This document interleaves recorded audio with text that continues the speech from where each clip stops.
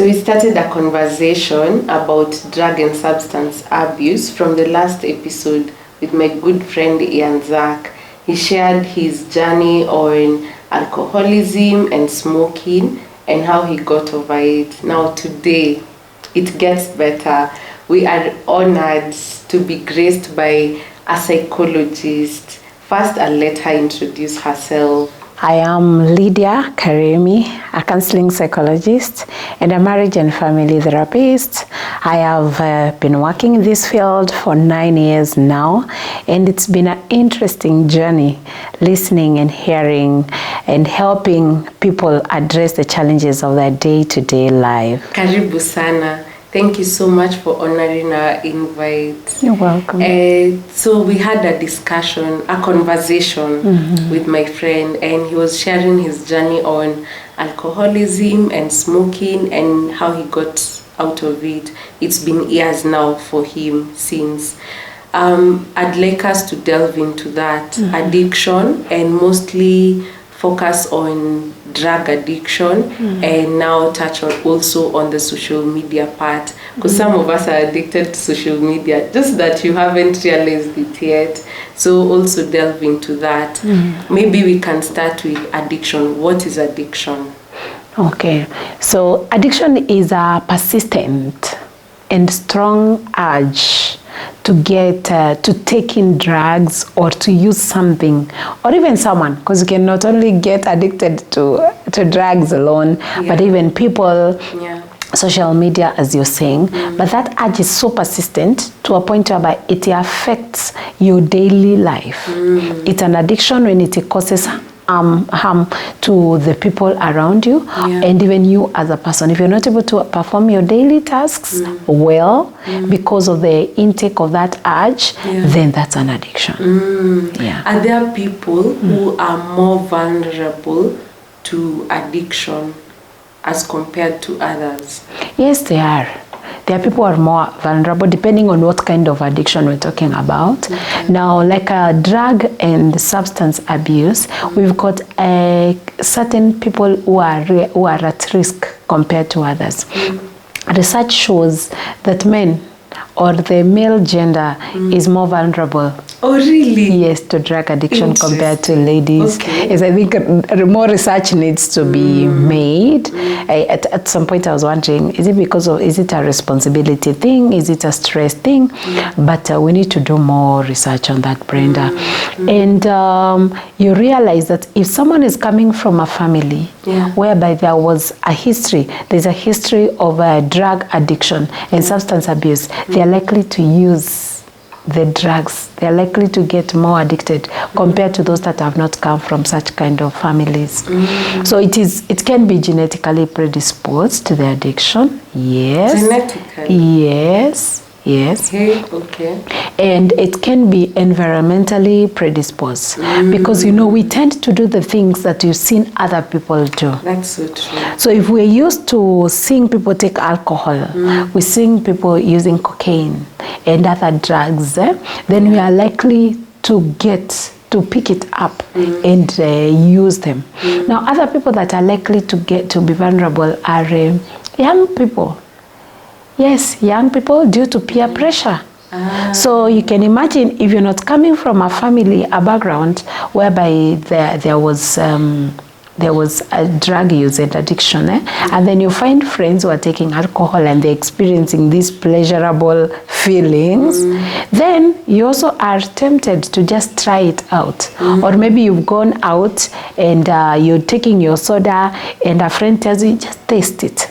And then the moment you taste it, you taste, of course, drugs have a way of connecting with the feel-good hormone, with the dopamine hormone. So the moment you feel that pleasure, you want to do it. You'll tend to want to do it more and more. Wow. Because even as Ian Zach was sharing his story, that's from the last episode, he mentioned that from his family, he has never seen anyone indulge in alcohol.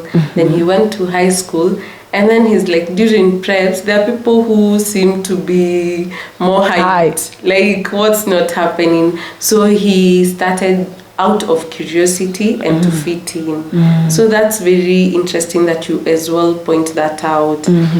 Myself, from my family, when we have these family gatherings and all, there's alcohol, but I haven't indulged in alcohol. How come? So there are different factors that could be that could have contributed to this. Our environment. Who has been your primary caregiver or a primary look-up-to person? If that person hasn't believed in the alcohol and maybe has been within the family, let's say for example your mom, then chances are very high that you're likely to go against the grain and choose not to actually get involved in alcohol. Then also let's look at what are the things that happen whenever people drink. Maybe finances were spent, and that would mean maybe you had less income to take care of your needs as a family. And so you told yourself, you know what, I'm not going to engage myself in this because it doesn't work for me. In any case, it is actually a loss for my family, and I wouldn't want to get involved and engaged in this. The other thing is, as you are growing up, what environment were you predisposed to? Okay. You are taken to church maybe, Sunday school at an early age. In Sunday school, what does your Sunday school teacher say? Not to drink alcohol. Exactly. So there's someone that shaped your mind, and that is what you have carried all along. So the people that we connect with, the people that we spend our time with, shape our mindset in a very big way. You mentioned about pleasure. So is there like a link between pleasure, us seeking pleasure, and getting into drug and substance abuse? Yes. There is. So one, every human being wants to live in a pleasurable state rather than in a difficult state. So when you take the drugs, they connect with the dopamine hormone, and the feel good hormone. You feel good. The feeling, the being high. You know, it's kind of even erases the difficulties and the challenges that you experience for a very short time. And as you're taking more alcohol, you want to take the pleasure to the next level. Now you want to maybe engage with women. Maybe you want to, even the kind of foods that people are drinking alcohol take, you'll not find an alcoholic taking githeri. It's meat. You know, then you now want to engage in music, you know, such kind of things. And so the more you take the alcohol, the more you're ending up to getting addicted. You know, there are people who take alcohol, but they are not addicted to alcohol, right? So, but the more you add the intake, the more likely you are to get to addiction. Are there things or triggers that may cause someone to move from being I don't know how else to put this, please forgive me if I offend you, but from a functional alcoholic to a dysfunctional alcoholic? Yes. Yes, there are triggers. You know, functional alcoholism is where you take alcohol and you're able to perform your tasks comfortably. And even maybe people around you don't even get to know that you actually take alcohol. Okay? Now the dysfunctional one is where you take alcohol and you're completely not able to perform your tasks. If you're a family man, you're not able to provide because you overspend your money, you use your money in other ways, or you need to be able to function, you need alcohol so that you can be able to maybe perform 1, 2, 3 tasks. But that doesn't mean that you even actually get to perform at a maximal level. You still perform at a very, very optimal level, you know. Are there triggers? Yes. To move from functional alcoholism to dysfunctional alcoholism? Yes, Brenda, there are. Like now, for example, stress. Yes. There are people who run away from stress. I'll use the word run away because it is a common language for us. It's like you don't want to experience the stresses or the experiences that you have. And so you tend to take a lot more alcohol. And the more you take it, the more the body demands for more. All right. There is also exposure to alcohol. Okay. Like now, for example, if you spend your time with friends who are always taking alcohol, what do you expect? You'll take more alcohol. You will take more alcohol. And as I said, the body continues demanding for more. And now you get to a point whereby you actually cannot manage it. And it's so genuine. You now get to addiction and you cannot manage it. For someone now who's there at that point, they are really trying to come out of it, but they're really struggling. What are some of the things they can do to help them out of it? So one, you acknowledge that I'm addicted to alcohol or whatever you're addicted to. Acknowledge it. Number two, process it by asking yourself, do I want to continue or do I want to change? So I want to change. So if you want to change, what are the steps that I need to take so that I can be able to change? So either you write them down or you process them with someone through therapy or maybe even a friend. You write down the steps that you need to change. And depending on the level of addiction where you are at, you can't just rise up and stop taking alcohol. Though I know there are people who do, but it's quite difficult. So what you can do is you can consider reducing. If you are taking 10 bottles of beer, you can tell yourself, you know what, well, the next time I'll take alcohol, I'll take 8 bottles. You give yourself a timeline. In the next 2 weeks, I should be at 6. In the next 5 weeks, I should be at 3. In the next, I am at 1. And then you get to a 0. But if you decide to stop at once, you're likely to suffer the withdrawal symptoms, which can be adverse depending on your body and depending on how long you've actually taken the alcohol.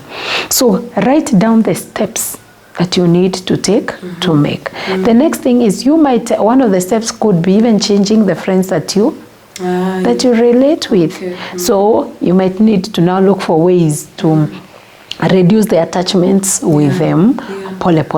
But also you also need to get another set of friends, because nothing exists in a vacuum. Any part that was covered, any gap that was covered will need to be covered at some point. So what you do is you balance it up with new friends and friends that have the behaviors that you'd want to adapt. So change friends. The next thing is now if it's the availability of finances, because some people just drink because the money is there. You can look for ways with which you'll ensure that this money is not as available as it used to be. If maybe you're married or even you have an accountability partner, you can tell this person, you know what, I would want you to hold me accountable. I'll put money in this account and I will only be withdrawing it when I'm doing other things, not when I'm taking alcohol, not when I'm going to not when I'm going to the bar. So get accountability friends. Then you might also need, if it's too much, you may need to even consider getting to the rehab. There are people who go to the rehab and they go through the processes, all right, until they are able to completely do away with alcohol. There are some medications that are given to be able to balance off that need, the need for alcohol, and those processes actually help people manage their alcohol intake. And I've seen people who are addicts, serious addicts, Brenda, and their lives are completely transformed today. Wow. This is a video interlude to show you the space I've been shooting from, which is Sifa House. First off, how gorgeous is this place? And it's in a serene environment. It's a 5-bedroom Airbnb with own compound and ample parking space.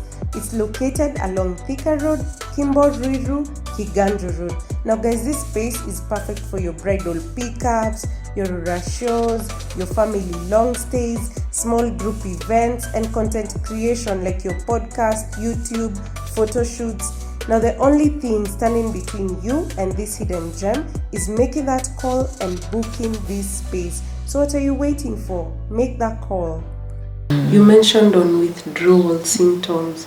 What are some of the withdrawal symptoms that somebody who's addicted right now can anticipate? Because I always feel like if you can anticipate some things, then when they come, they don't really throw you off guard, balance, that you can still manage.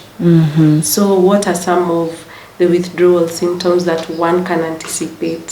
So some of the withdrawal symptoms are shaking feelings or shaky hands. Have you seen people who are trying to hold a glass and their hands are really shaking? Or even when reading the newspaper, you can see the paper shaking. Correct, yes. Then headaches, lots of headaches. Some people vomit. Yes, some people experience nausea. Lots of nausea. It's a withdrawal symptom. Some people actually experience a memory loss. Like they're actually not able to think straight. So their tendencies of forgetfulness, and inability to concentrate on the things that they would do comfortably. Okay, so let's say now somebody has successfully gone through the withdrawal symptoms and they are now okay. They have what, I don't know if this is the right word, but then they have unaddicted themselves. What happens that some one completely got out of it, they're doing well, things are so well, but out of nowhere they sink back right in. Yes, they relapse. They relapse. Yeah. So that happens quite a lot. And especially the one thing that makes people relapse is the exposure to the trigger points. Exposure to the triggers. So if you had stopped taking alcohol and then now you go back to meet friends whom you used to drink with, the drinking buddies, and they are drinking. Wakupatia one for the road. The next thing you'll desire to get back the more and more and more. Exactly. Remember, the body was used. Yes. So now it is connecting to, the alcohol again. So there is that. Maybe you are one of the things that triggered you to get into drugs is stress. And now you're exposed to the stress and maybe the depressive factors again, then you're likely to go back because the stress has come back. All right. And if you've not yet found a way to cope with that stress, then you're likely to fall for drug and substance abuse. All right. So exposure to the cause or to the triggers is the one thing that really takes people back to relapse. Okay. As loved ones, because I may not be taking alcohol or it may not be something I'm struggling with, but we all know someone who's struggling with alcohol or any other type of drug. How can we be a supportive help to them as they try get out of it? Or are there even things that we do ourselves that makes them sink in deeper? Yes. So many families have experienced people, friends, relatives, people who are into drugs and who are addicted. And I believe that at any one point, the people around you play a major role in terms of helping you either reduce or move out from addiction or pushing you more into the addiction.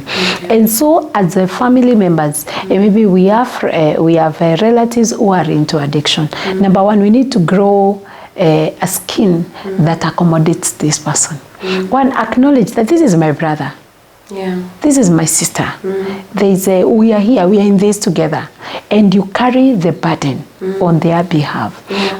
And so one of the things that you do is get into their lives, whereby they are trying to get out of the alcohol and the drug addiction. Ask them, how are you trying to to manage this? How are you trying to get out of alcoholism? How can I be of support? What can I do for you? You know, do I need to make a payment to help you raise money to go to the rehab? Would you want me to help you see a therapist? Would you want me to help you with even foods? Because you know, when someone is taking the right foods that balance the hormones, you know, and they give you the nutrients that are required for your body, then they're able to fight even the need for alcohol. All right? If they need to hit the gym or whatever it is to be able to address the stress circumstances that they're experiencing, as a friend, as a family come in. Most of the time we tend to run away from addicts. Yeah, plus I don't know, it can also become overbearing. That you've really tried to help. It's been years down the line. You get tired as well. Yeah. But now, Brenda, let me ask you. If you're taking care of someone who has cancer, will you leave them? No. So why is addiction different? I think it's also, you see, when we also don't really understand how one can really struggle with addiction, you feel like, no, you chose to drink today. It doesn't feel like more of a disease. I think, maybe changing our mentality will help. Correct. Yeah. Correct. We need to change our mentality and understand, well, yes, they chose to drink, but there's an inner urge. There's an urge that is pushing them at times that is actually beyond them, and they need support so they can be able to address it. Now, most of us would say, me, I'm not an alcoholic, there's no drug I'm abusing, but most of us are struggling with social media, and we don't know.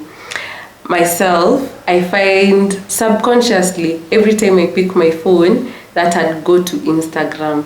Just somehow I'd find myself. And how I noted it is, the other day I was hanging out with my niece, and then my nephew actually, every time I picked my phone, I don't know, he noted that I'm going to IG. So one time I picked it, he was like a few meters away, and then he said, "You're on Instagram, right?" I was like, there's a problem here.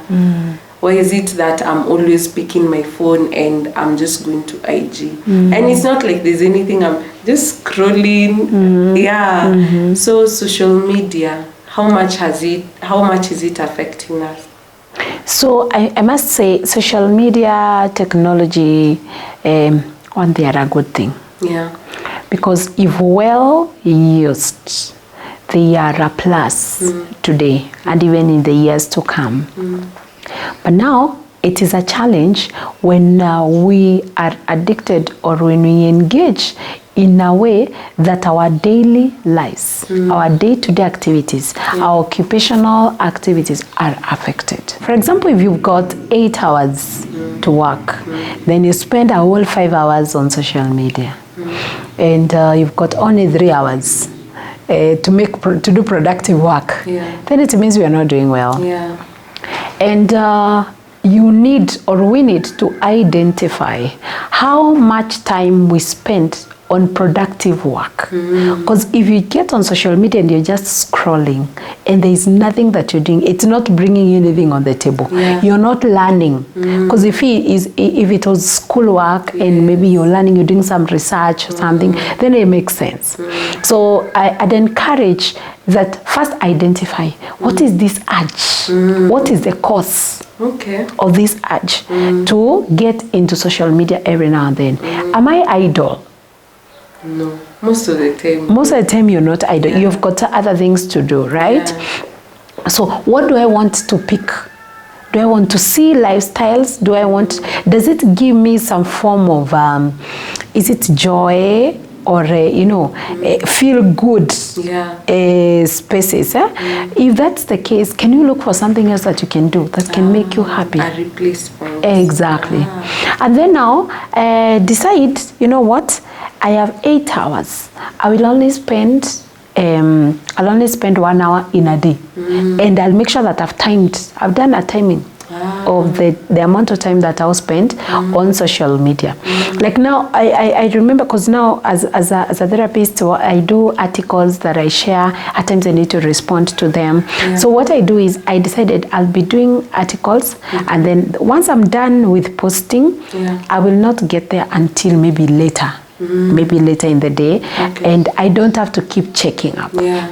And whenever I get on social media, I'll move to, if something is educative, I'll look into it. If it is not educative, fun, entertainment, I think I've moved beyond that. Now you rate it. Yes. Okay, yes. That's a good one. Exactly. That's a good one. And I'm specific on what exactly I'm going to, the kind of content that I want to expose myself into, because there's some content you get exposed into and it affects your brain, it affects your thought processes. You know, you start accommodating some reasonings that are not really that are not positive. All right. So identify what is the cause. Why are you getting every time on social media? What is this urge that you're trying to quench? And can it be quenched in other ways? You look for a replacement. And you see the way you're saying, you may end up using even 5 out of 8 hours. Do you know you don't even realize it? You don't. You can't even tell. Kwanza TikTok, hey, just scrolling, and then it's morning, and you started at 10 p.m. Hey. Yeah, so I think timing makes sense. You time, and I like that one for rating. Is it educative? Is it just entertainment? That's a good one. Then you can do this every morning when you wake up and you get into maybe in your office or your workspace. Write down a list of your tasks. What is expected of you? 1, 2, 3, 4, 20, 30. I do that every morning when I get into my office. I write down the list of tasks and I prioritize them. So I discover that when the days that I'm able to write down my tasks, I'm able to focus on them and have very little time on social media. But when I don't do that, is when then I have no plan. I've not planned my day. So ensure that your day is well planned so that you also don't have too much time to spend on other things. Wow, that has been very informative. Maybe something you can tell someone who's struggling right now with any sort of addiction. What would be your last words as we finalize? Yes, my parting shot to anyone who is addicted to a human being, to objects, to people, to I'd say be gracious to yourself. Don't beat yourself too hard. Life is too short, Brenda, for you to beat yourself very hard. So be gracious to yourself. That's number one. I like that. Yes. So number two, identify the addiction and look for ways to be able to handle those addictions. Don't put too much focus on what people will say, what are the expectations of people. Put up your own expectations. Life is your life. Own your day, own your life, own your habits, own your destiny, and work on it as a person. Then celebrate yourself. Celebrate the moves that you make. If you are getting into social media 5 hours, all 5 hours in social media, then you make it to 4 hours. Amazing. Great. Go and eat chicken. Kwani iko nini? Celebrate yourself. If you are taking 10 bottles of alcohol and you've done 9, celebrate that you've done 9. Are we together? So that that is motivating yourself. All right, be your best cheerleader. I've realized that in life, if you don't cheer yourself up, Brenda, people will not come to cheer you. They are full. Their plates are full, right? They have no time to come and realize whether you at least you've made a 30-minute difference on social media. They have no time for that. Okay, so celebrate yourself. Be gracious to yourself. Set standards and goals to get out of the addiction. Then celebrate yourself. I love that, guys. There's only so much we can share from here. The most I'd recommend is you see Lydiah Karimi. She's a therapist and she has almost a decade of experience. I'd totally recommend her. So that you can be helped further, I'd say you reach out to her. Maybe you can share how one can reach out to you. Yes, you can call me on my phone, on our office lines, or even my number 0720-258-381. You can also get to reach out to me on Facebook. I am Lydiah Karimi on Facebook. I'm also Lydiah Karimi on Instagram. And then we've got an email, ashloversnest@gmail.com. Reach out and we'll respond to you. Wow, thank you. Guys, there's no shame in reaching out for help. Please get help when you feel you need the help. Thank you. Bye.